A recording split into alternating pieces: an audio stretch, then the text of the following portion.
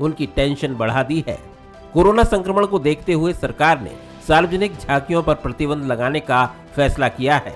ऐसे में अगर मूर्तियां ना बिकी तो मूर्तिकारों के सामने रोजी रोटी का संकट खड़ा हो जाएगा, क्योंकि गणेश उत्सव और नवदुर्गा पर मूर्तियां बनाकर ही मूर्तिकार साल भर का इंतजाम करते हैं। उनका कहना है कि मूर्तियां ना बिकी और सरकार ने कोई मदद नहीं की तो उनके सामने आत्महत्या करने के अलावा कोई रास्ता नहीं बचेगा।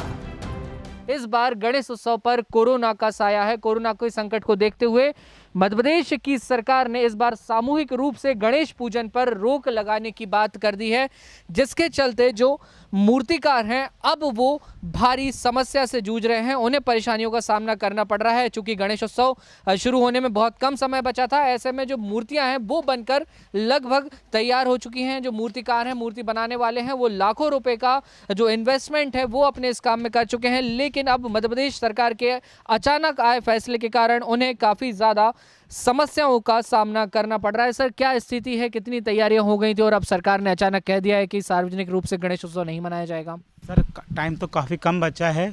हम लोग काफ़ी तैयारी हो गई, मतलब 50% से ऊपर तैयारी हो चुकी है सर।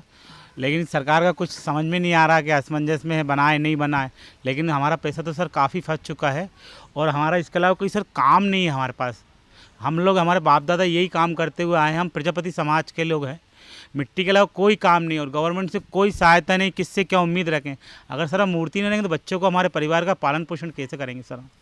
तो पूरे साल भर आप लोगों के पास कोई काम नहीं, सिर्फ 2 सीजन होते हैं, गणेश जी का और दुर्गा जी का, इससे ही आपके साल भर का गुजारा भत्ता होता है? उसके बाद क्या सर, दीपावली पे दिए वगैरह बनाते हैं, लक्ष्मी जी, छोटे छोटे मटके घड़े, तो इससे हमारा सर रोज़मर्रा का चलता रहता सर। लेकिन इस समय इसी कंडीशन में सर हम अभी 3-4 महीने से बैठे हुए हैं।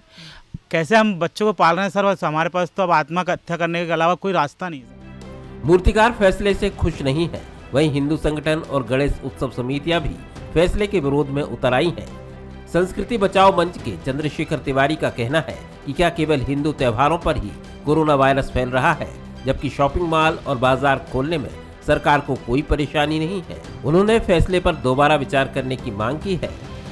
हम लोगों से डिस्टेंस पर पालन करा रहे हैं और उसके बावजूद जिस प्रकार शासन निर्णय ले रहा है उस शासन के निर्णय का हम पूर्णतः पालन कर रहे हैं। उसके बावजूद अगर आप कहते हैं कि क्या कहते हैं झांकियाँ नहीं बिठाई जाएंगी, तो आप हिंदू धर्म की परंपराओं को समाप्त करने का प्रयास कर रहे हैं। शॉपिंग मॉल से कोरोना नहीं आ रहा है। समस्त भोपाल की जो झांकी बैठाने वाले लोग हैं, समस्त हिंदू समाज के लोगों से चर्चा हुई है।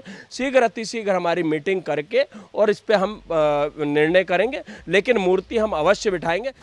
अकेले भोपाल में ही सार्वजनिक रूप से 10,000 से ज्यादा पंडालों में गणेश प्रतिमाओं की स्थापना होती है। गणेश उत्सव के दौरान करोड़ों का कारोबार होता है, लेकिन इस बार कोरोना का साया है, लिहाजा उत्सव के साथ साथ बाजार पर भी बड़ा असर पड़ेगा। बासु चौरे, बंसल न्यूज, भोपाल।